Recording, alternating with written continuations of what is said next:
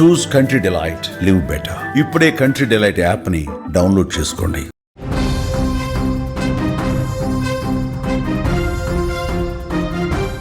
Breaking news చూస్తున్నాం. చిన్నారి హితీక్ష హత్య కేసులో సంచలన విషయాలు బయటకు వస్తున్నాయి. షాక్కు గురి చేస్తున్నాయి. పిన్ని మమత క్రిమినల్ మైండ్కు సంబంధించి వార్తలు చూసేసరికి వస్తున్నటువంటి నిజాలు చూసి పోలీసులే కంగు తింటున్నారు. ఎలా చంపాలి అన్న విషయానికి సంబంధించి యూట్యూబ్లో కొన్ని వీడియోలు సెర్చింగ్ చేసినట్టుగా పోలీసులు గుర్తించారు. చంపి ఎస్కేప్ అయ్యేందుకు ఏ విధంగా తప్పించుకోవాలి, ఎస్కేప్ ఏ విధంగా కావాలి, వీటికి సంబంధించి కూడా యూట్యూబ్లో కొన్ని వీడియోలు చూసినట్టుగా పోలీసులు గుర్తించారు. కేసులో సీసీ ఫుటేజ్ అలాగే డాగ్ స్క్వాడ్ కీలకంగా వ్యవహరించినటువంటి పరిస్థితుంది. జగిత్యాల జిల్లా కోర్టులోని 5 ఏళ్ల చిన్నారి హితీక్ష హత్య కేసు బయటకు వస్తున్న కొద్దీ ఒక్కొక్క నిజం బయటకు వస్తోంది. హితీక్ష చంపినటువంటి పిన్ని మమత క్రిమినల్ ప్లాన్ చూసి పోలీసులు ఒక్కసారిగా అవాక్కయ్యారు. ఇంత దారుణంగా మమత ఇంత దారుణంగా ఆలోచన చేసిందా? మమత ఈ విధంగా ఫోన్లో వీడియోలు చూసిందా? ఫోన్లో చాలా దారుణమైనటువంటి క్రిమినల్ బ్యాక్డ్రాప్ ఉన్నటువంటి స్టోరీలు చూసిందా? ఇవి చూసి ఇంత దారుణంగా ప్రవర్తించిందా? అన్నీ కూడా పోలీసుల విచారణలో బయటకు వస్తున్నాయి. హితీక్ష తల్లి మీద కోపం, డబ్బులు పోయాయనే బాధ, ఇంట్లో పెత్తనం లేదనే అసూయ, ఇవన్నీ కూడా ఆమెను హితీక్ష చంపేందుకు ప్రేరేపించాయి. ఎప్పటి నుంచో చిన్నారిని చంపాలని మమత ప్లాన్ చేస్తోంది. అందుకోసం యూట్యూబ్లో అన్ని వీడియోలు చూస్తోంది. క్రైమ్ స్టోరీస్ ఎక్కువగా చూసింది. ఎలా చంపాలి, చంపిన తర్వాత ఎలా తప్పించుకోవాలి, ఈ అన్నీ కూడా యూట్యూబ్లో సెర్చ్ చేసినట్టుగా పోలీసులు ఇన్వెస్టిగేషన్లో బయటపడింది. పోలీసులకు దొరకకుండా ఉండేందుకు ఎలా తప్పించుకోవాలి, వీటన్నింటికి సంబంధించినటువంటి సమాచారం కూడా యూట్యూబ్లో చూసినట్టుగా తెలుస్తోంది. అందులో భాగంగానే ఎవరూ లేని పక్క నివాసానికి వెళ్ళి పక్కన ఇంట్లో ఎవరూ లేకపోవడంతో ఇదే సరైన సమయం, ఇదే సరైన సందర్భం, ఈ ఇంట్లో అయితేనే కరెక్ట్ అని చెప్పి తెలివిగా భావించింది. అతి తెలివితో బట్టలు మార్చుకుని హత్య చేసి దుస్తులను కూడా దూరంగా పడవేసినటువంటి పరిస్థితి. పోలీసుల విచారణలో అన్నీ కూడా బయటకు వస్తున్నాయి. పోలీసులు తమదైన స్టైల్లో విచారించగా మొత్తం ఒప్పేసుకుంది. సీన్ టు సీన్ అసలు ఏం జరిగిందో మీకు కొద్ది నిమిషాలు ఎక్స్ప్లెయిన్ చేసే ప్రయత్నం చేస్తా. అసలు ఆ పాపను పక్కింట్లోకి తీసుకెళ్లిన దగ్గర నుంచి పోలీసులు పట్టుకునే వరకు ఏం జరిగిందో ఒక్కసారి మీకు వివరించే ప్రయత్నం చేస్తా. శనివారం సాయంత్రం సరిగ్గా 6 గంటల సమయంలో పాప ఆడుకుంటూ ఉంది. పాప అందరు పిల్లలతో చాలా సరదాగా సంతోషంగా ఆడుకుంటూ ఉంది పాప. ఆ సమయంలో మమత ముందే ఒక ప్లాన్ గీసేసింది. ఎందుకంటే అప్పటికే చాలా కక్ష, పగ, కుటుంబంలో తనకు ప్రాధాన్యత లేకపోవటం, నవీన్కే అందరూ సపోర్ట్ చేయటం, ఒకవైపు నేను ఏదైతే డబ్బులు పెట్టానో పోగొట్టుకున్నానో బెట్టింగ్స్లో, ఇవన్నీ కూడా ఆమెని మైండ్ని డైవర్ట్ చేసి పారేశాయి. సో నవీన చాలా సంతోషంగా ఉంది, నవీన పిల్లలతో చాలా సంతోషంగా ఉంది, నవీనకి కుటుంబంలో ప్రాధాన్యత దక్కుతుంది, మొత్తం అక్కే చూసుకుంటుంది, నన్ను అసలు ఎవరూ పట్టించుకోవటం లేదు అని ఒక అక్కసు, ఒక అసూయ పెంచుకుంది అక్క పట్ల. వెంటనే ఏం చేసింది? పాపను చంపాలనుకుంది. పాపను చంపితే అప్పుడు అక్క బాధపడుతుంది, అక్క కన్నీళ్లు పెట్టుకుంటుంది. అక్క జీవితంలో ఏదో కోల్పోయానంటూ కొన్ని సంవత్సరాల పాటు బాధతో గడుపుతుంది. ఆ బాధ నాకు కావాలి. అక్క నవీన బాధపడటం, కన్నీళ్లు పెట్టుకోవటం, రోధించటం నేను స్వయంగా చూడాలి అని ఒక సైకో మనస్తత్వంతో ఇంతటి దారుణానికి తెగబడ్డట్టుగా తెలుస్తోంది. ఏం చేసింది? పాప ఆడుకుంటున్న సమయంలో అప్పటికే ముందు ప్లాన్ అనుకుంది. ఒక కత్తి, ఒక కటరు కవర్లో పెట్టుకొని ఆ పాపను తీసుకెళ్ళింది, పక్క ఇంట్లోకి తీసుకెళ్ళింది. అప్పటికే ఆ ఇంట్లో ఎవరూ లేరని నిర్ధారించుకుంది. కొన్ని రోజుల పాటు వాళ్ళు రారని చెప్పి నిర్ధారించుకుంది. ఆ నిర్మానుషమైనటువంటి ప్రదేశం, మనుషులు ఎవరూ లేని ఆ ఇంటికి ఆ పాపను తీసుకెళ్ళింది. పాపం ఆ పాపకేం తెలుసు? అభం శుభం తెలియనటువంటి ఒక అమాయకురాలు, 5 సంవత్సరాల చిన్న పాప. పిన్ని ఎక్కడికో తీసుకెళ్తుంది, పక్కింట్లో ఏదన్నా పనుందేమో, తోడుగా నన్ను తీసుకెళ్తుందేమో అని భావించింది ఆ అమాయకపు పాప హితీక్ష. పిన్నితో పాటు చాలా ప్రేమగా వెళ్ళిపోయింది. పిన్ని అనుకుంటూ వెంట నడిచింది, ఆ ఇంట్లోకి వెళ్ళిన తర్వాత తన మనసులో ముందే ఊహించుకున్నటువంటి ఆ క్రైమ్ స్టోరీ యూట్యూబ్ చూసి కొన్ని వీడియోలు, అప్పటికే కొన్ని క్రైమ్కి సంబంధించినటువంటి నేరపూరిత కథనాలు, స్టోరీలన్నీ చూసి మైండ్లో పెట్టుకుంది. కత్తితో అయితేనే ఒక్క దెబ్బతో పొడిచి చంపేయచ్చు అని భావించింది.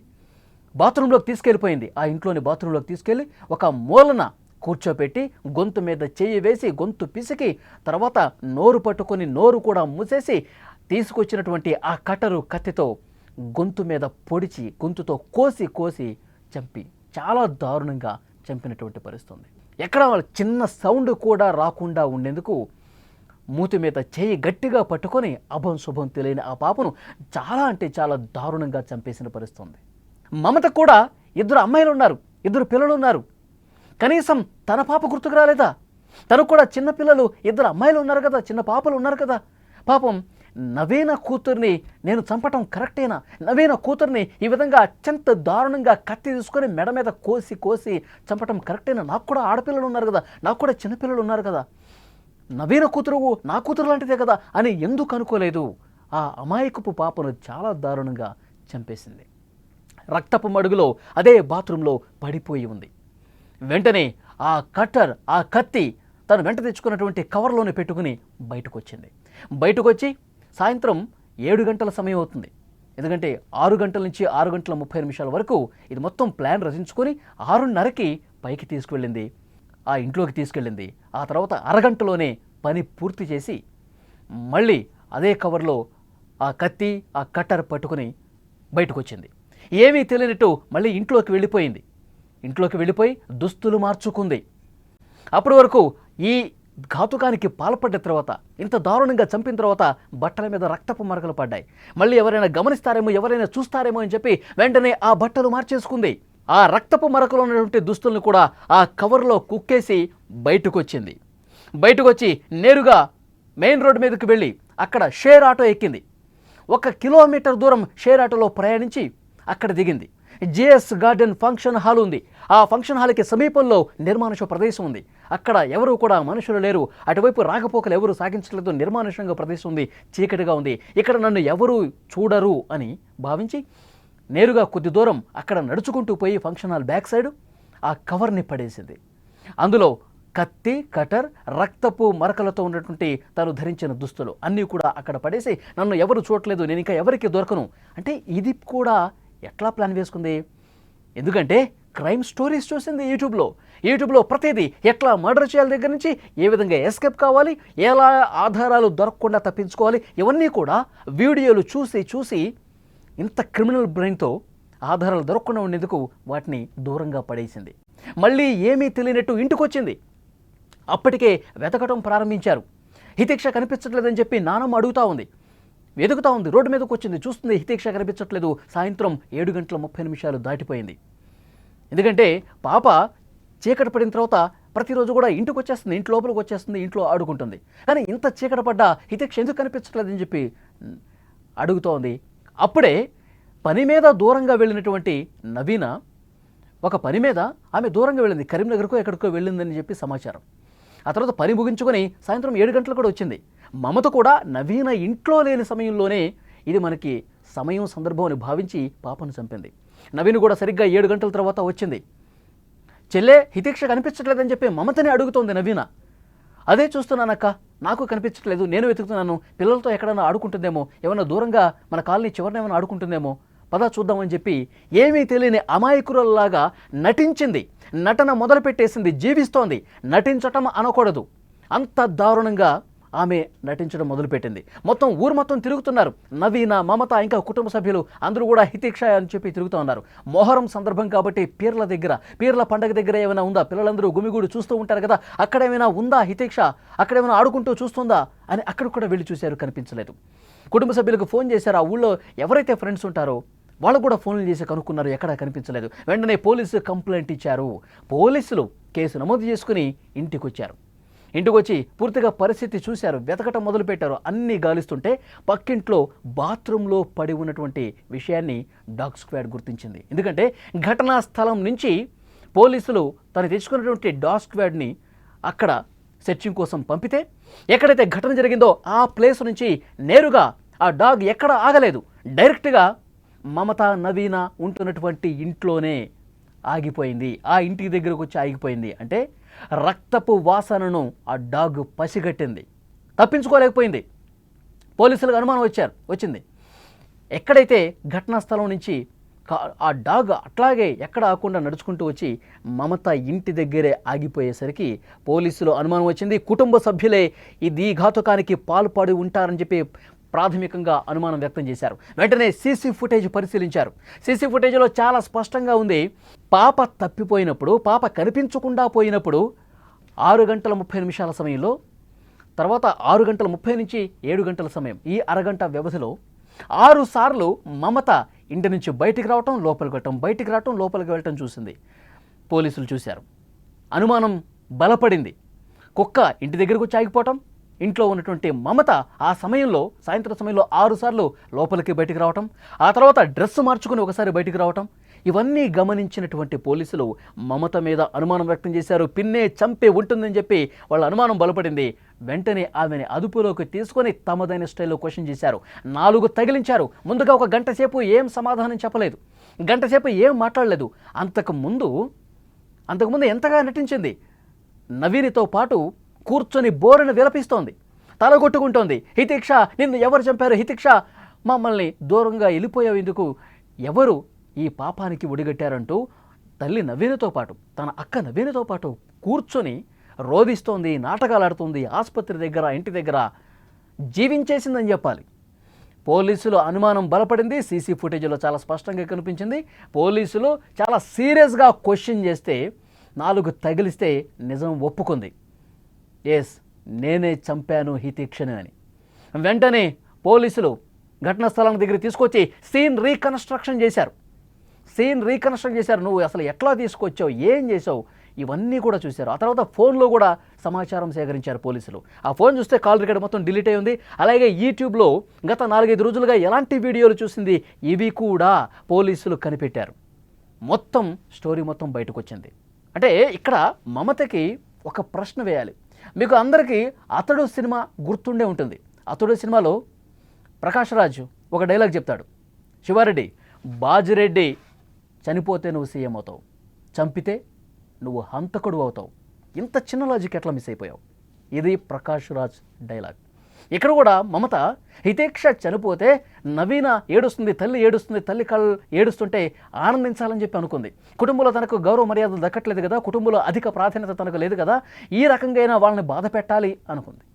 మరి హితేక్ష చనిపోతే వాళ్ళు ఏడుస్తుంటే నువ్వు సంతోషపడాలనుకున్నావు, కానీ హితేక్షను చంపితే నీకు సంతోషం ఎక్కడుంది? నువ్వు హంతకురాలువయ్యావు. పోలీసులు అరెస్ట్ చేశారు, జైల్లో చెప్పకూడ తినబోతున్నావు.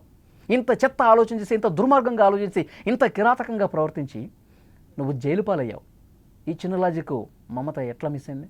అంటే కేవలం అసూయ, అక్కసుతో, దారుణమైన ఆలోచనతో యూట్యూబ్ వీడియోలు చూసి హత్య చేసింది, తప్పించుకునే ప్రయత్నం చేసింది. కానీ పోలీసులు దర్యాప్తు చేస్తే ప్రతి ఒక్క క్లూని వదలకుండా పట్టుకొని దర్యాప్తు చేస్తే ఇంటి దొంగ పట్టించింది.